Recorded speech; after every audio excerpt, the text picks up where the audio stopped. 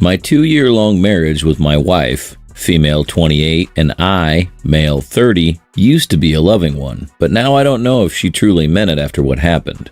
For context, my wife has a best friend she's known for many years now.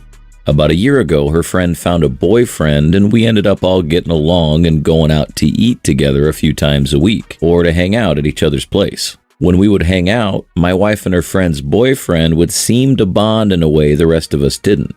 They would share inside jokes and playfully touch each other, which went unnoticed by us the first few times, but then we started to notice. Well, just last month, my wife's friend and her boyfriend broke up, which I only found out through my wife, who never told me the exact reason for the breakup. Not long after, I started noticing mysterious behavior from my wife. She would tell me things like she was working late and that's why she wouldn't be home for dinner. The more time went on, the more it seemed that she wasn't being totally honest with me, so I knew I had to figure out what was going on. One morning, when I woke up first and she was still sleeping, I decided to unlock my wife's phone, which was easy because I knew her password was her birthday and shared her location with me, so I could now see if where she actually was matched where she said she would be. Then yesterday night, my wife told me again that she'd be working late, so that was my chance to check where she was. When I saw that my wife's location was at a house nearby, I knew it had to be her friend's ex-new place after I was on Instagram earlier and saw a post of his on my feed that showed moving boxes in an empty living room with just a couch in the background. I also saw that he'd been liking every single post of my wife's, leaving flirty comments even when he was still with his girlfriend. I decided to head over to the house to see what was really going on.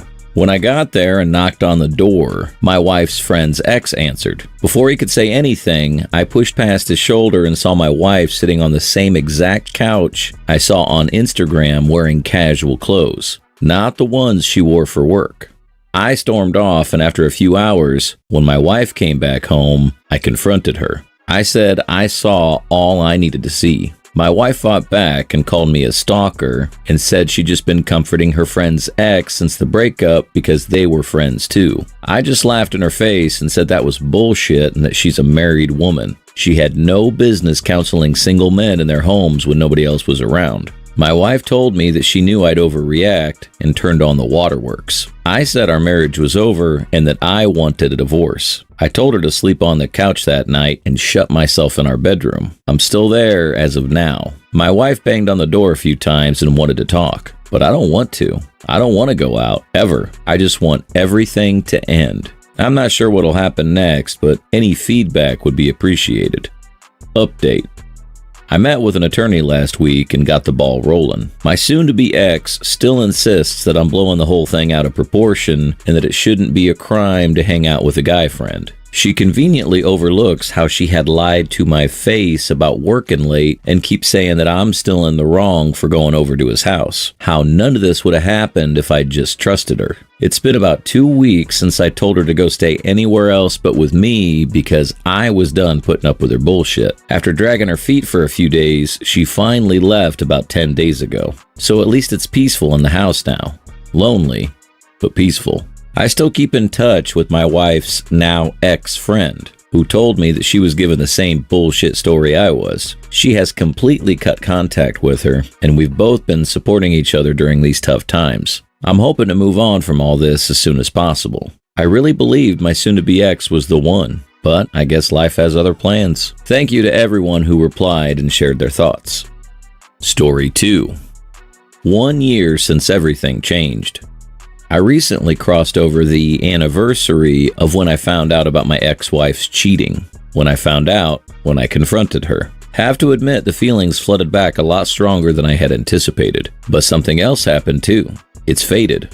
This pain, it's temporary. And I think that's something that took this long for me to truly realize. I do still miss them, at least the person that I knew anyway. I have slight bouts of anxiety when I go places we used to go. Will I run into her? What would I say? Common questions I ask myself from time to time. But again, it's only temporary. It's not something that prevents me from living my life. It can't be. I can't allow it to be. Can't allow this person to maintain control. I didn't get closure, something I'm sure a lot of people here can relate to.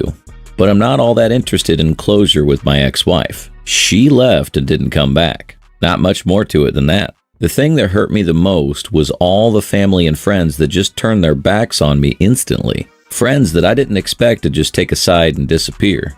Family that I wish I had a chance to properly say goodbye to. But we treated every niece and nephew like they were ours, and that was enough. What I would give my dad a hug one more time, or wrestle with my nephews in the yard again, push my niece on the swing one more time, share a drink with my brothers. I know this all sounds like ramblings of a person who isn't over their separation, but hang with me for a moment. I'm just in my feelings right now because of the anniversary. I've spent the last year surrounding myself with as many friends and family as I can, as much positivity as I can. As opportunities have come back to go out, I've taken them. Taken on new hobbies, things I could never do before because my ex-wife didn't approve. Embraced who I really am and learned to be happy with myself again. Again, I know this all reads like one big rambling rant, and I apologize for that. If there's one thing anyone who actually does read this takes away from it, I guess it should be this. The pain you're feeling, the same pain everyone here has felt, truly is temporary. And things will get better. Thanks for reading. Hope y'all continue to stay strong and have a good weekend. Edit. I did not grow up with a father, and much of my immediate family has passed away. So when we married, I suddenly had all this family again. Support that I had gone so long without was suddenly there. I went into this with forever in mind, so it never occurred to me that I'd have to deal with the loss of a family. Yep, have backups of everything, but it was purely as a means of protecting myself from any kind of legal battle that may have come from all this. Thankfully, nothing happened. I'm not super interested in any kind of revenge, and I don't need vindication. What she did hurts, what her family and friends did was cowardly and also hurts. But salting the earth isn't going to bring me any kind of real happiness. My name is clear to people that matter, the ones that stayed by my side.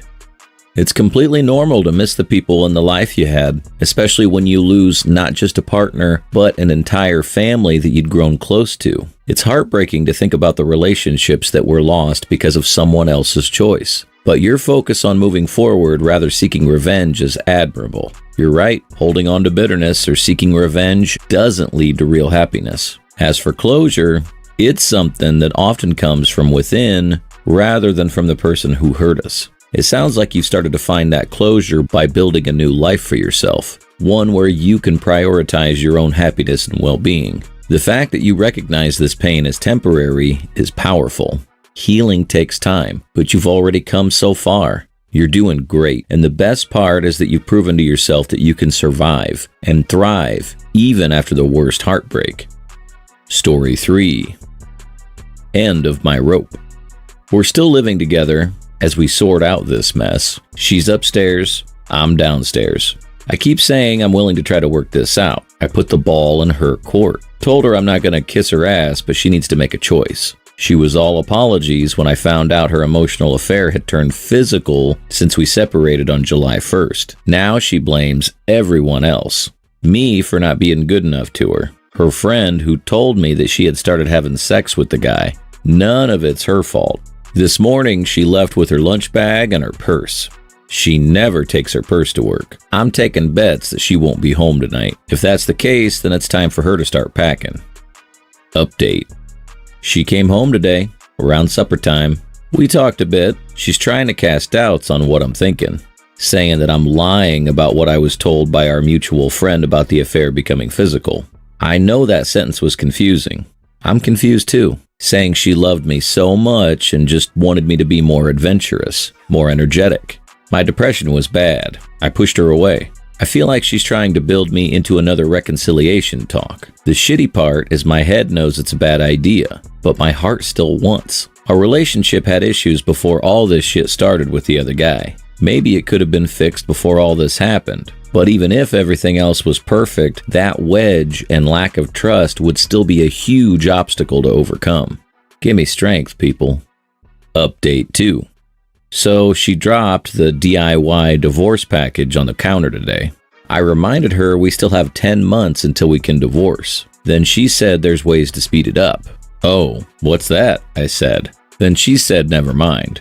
I know what the other 2 conditions are that could speed up the application. Infidelity or abuse? I know she won't admit to infidelity, so she called me emotionally abusive. That even my texts are mean. Honestly, I've been as polite and civil as possible the past week, even in text. She just reads way too much into shit. Even when I'm in a good mood, she tells me to stop faking it. So we talked. She kept going on about how she tried to fix the relationship. She went to one counseling appointment, then refused to do any more until my mood improved. She says she never intentionally did anything to hurt me. I saw your notes from when you called the domestic abuse outreach line, but I'm not tipping you off that I know that. Calling me a stalker and abusive. Then she said that if she takes the apartment that she's seeing on Monday, then it's over between us. I shrugged and said she should take it. There's too much tension between us now. I'm not sure what her end game is. Will the love bombing come next, or will she try to play the abuser card? Either way, I'm on guard. Felt a little crack in my armor today when she looked so sad with her big blue eyes. But I gotta remember, it's just part of her game. Just gotta stay focused. Lawyer on speed dial. Lots of support around me when I feel confused. I'm okay. Final update. For those of us out there wondering why our WS doesn't seem to show more remorse for their actions or keeps blaming you for their cheating, please go check out that sub and learn more about narcissism and how to protect yourself from it. She went and looked at a place today. She put in the deposit. Says she signed the lease, but still sucked me into a 1 hour long conversation about our relationship on the pretext of what we were going to tell the kids. Kept trying to say we could still fix things. We just need to talk. That I had pulled away from her. That I wasn't concerned about her needs. Was I sure this was what I really wanted?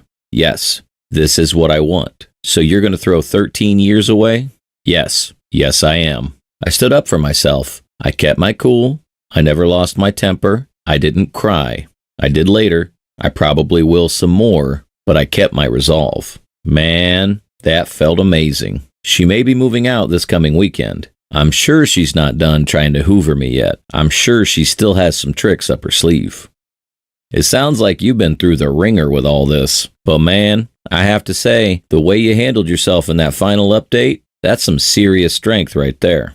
You're seeing through the manipulation, and you're standing firm in what you know's best for you. That takes a lot of courage, especially when you've invested so many years into the relationship. It's tough when your heart wants to believe the best in someone, but your head knows better.